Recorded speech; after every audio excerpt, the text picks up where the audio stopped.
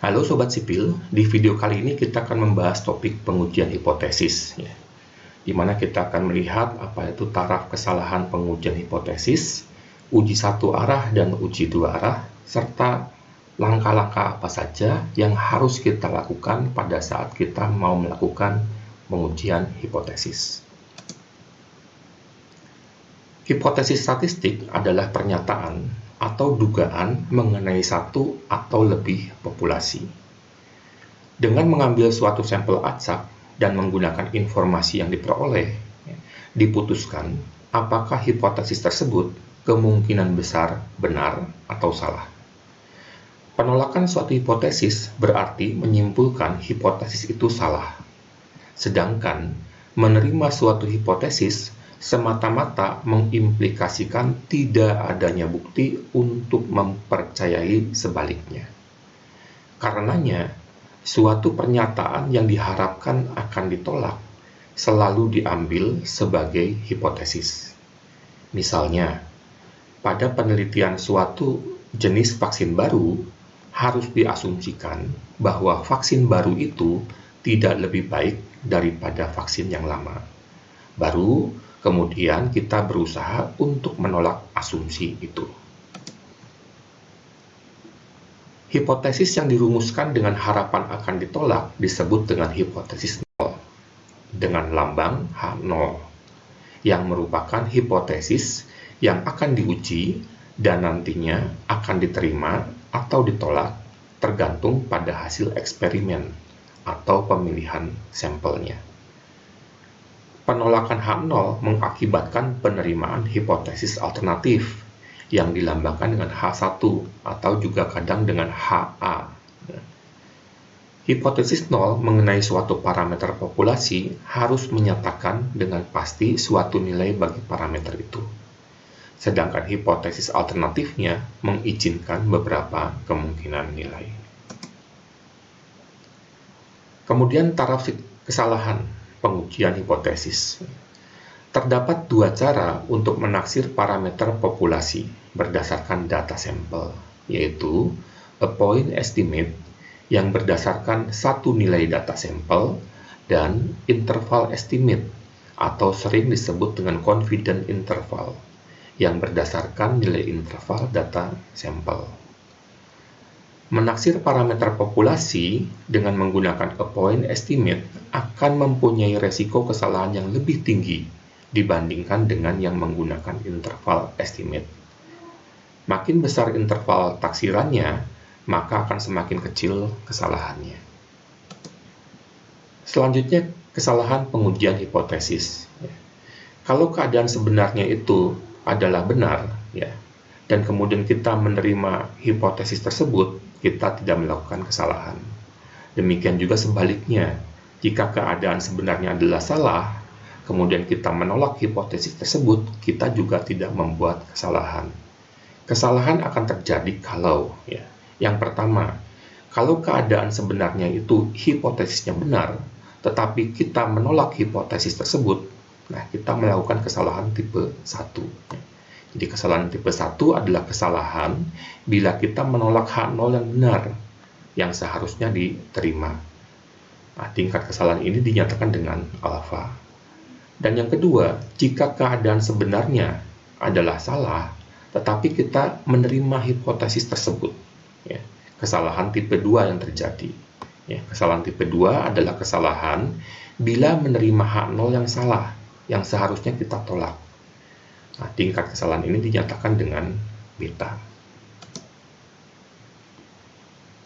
Bila nilai statistik atau data sampel yang diperoleh dari hasil pengumpulan data sama dengan nilai parameter populasi atau masih berada pada nilai interval parameter populasi, maka hipotesis yang dirumuskan 100% diterima. Tetapi jika nilai statistik di luar nilai parameter populasi, akan terjadi kesalahan. Kesalahan ini semakin besar bila nilai statistiknya jauh dari nilai parameter populasi. Tingkat kesalahan ini dinamakan dengan level of significance atau tingkat signifikansi. Biasanya, tingkat signifikansi yang diambil adalah 1% atau 5%.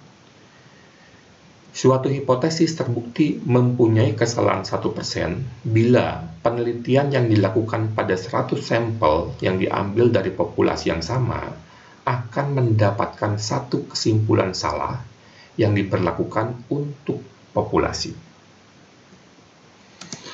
Kemudian kita akan melihat uji satu arah dan uji dua arah. Suatu uji hipotesis statistik yang alternatifnya bersifat satu arah itu seperti ini ya. Kalau H0 itu lambangnya adalah pakai sama dengan ya, menunjukkan sebuah nilai spesifik tertentu. Theta sama dengan theta 0, selalu seperti ini. H1 itu kita punya beberapa pilihan. Pilihan pertama misalnya theta lebih besar daripada theta 0 atau theta lebih kecil dari theta 0. Nah, kalau lebih besar atau lebih kecil, ini disebut dengan uji satu arah. Kalau lebih besar, berarti wilayah kritiknya ada di ujung sebelah kanan. Kalau nanti nilai statistik uji kita jatuh di wilayah kritik, berarti kita akan menerima H1, menolak H0. Tapi kalau nilai statistik uji kita jatuh di area sini, di luar wilayah kritik, kita akan terima H0. Demikian juga pada yang lebih kecil sama dengan. Kalau nilai statistik ujinya ada jatuh di sini, ya, di wilayah kritik, berarti tolak H0. Kalau jatuh di sini, berarti terima H0. Nah, untuk uji dua arah, ya, H1-nya itu theta tidak sama dengan theta 0. Ini untuk uji dua arah. Wilayah kritiknya di mana? Ada di ujung kiri dan ujung kanan. Ini untuk uji dua arah. Kalau nanti statistik ujinya jatuh di sini, ya, berarti terima H0. Ya, tapi kalau statistik ujinya jatuh di wilayah kritik, entah yang di kanan atau di kiri, itu tolak H0 atau terima H1. H0 selalu dituliskan dengan tanda sama dengan, sehingga menspesifikasi suatu nilai tunggal. Dengan demikian, peluang melakukan kesalahan tipe 1 dapat dikendalikan. Pemilihan uji satu arah atau dua arah tergantung pada kesimpulan yang akan ditarik jika H0 ditolak. Lokasi wilayah kritik dapat ditentukan setelah hipotesis alternatif H1-nya dinyatakan. Kalau lebih kecil berarti di ujung kiri, lebih besar di ujung kanan, kalau tidak sama dengan ada di dua ujung. Dan terakhir, ini adalah langkah-langkah pengujian hipotesis. Yang pertama, ya, kita nyatakan dulu H0-nya. Kemudian kita pilih H1-nya yang sesuai, apakah lebih kecil, lebih besar, atau tidak sama dengan. Kemudian yang ketiga, kita tentukan taraf signifikansinya. Yang keempat, kita tentukan wilayah kritiknya, ya, apakah di ujung kiri saja, di ujung kanan saja, atau ada di dua ujung. Ya, tergantung pada uji satu arah atau uji dua arah. Kemudian kita pilih statistik uji yang sesuai, pengujian nilai tengah, ragam, atau lain sebagainya. Nah, kemudian kita hitung nilai statistik ujinya, ya, berdasarkan data sampel. Baru kita kemudian lihat nilai statistik uji kita itu jatuh di area mana. Ya. Kalau jatuh di area kritik, ya, di daerah kritik, berarti tolak H0. Tapi kalau jatuh di luar wilayah kritik, berarti terima H0. Nah, demikian Sobat Sipil video kita kali ini.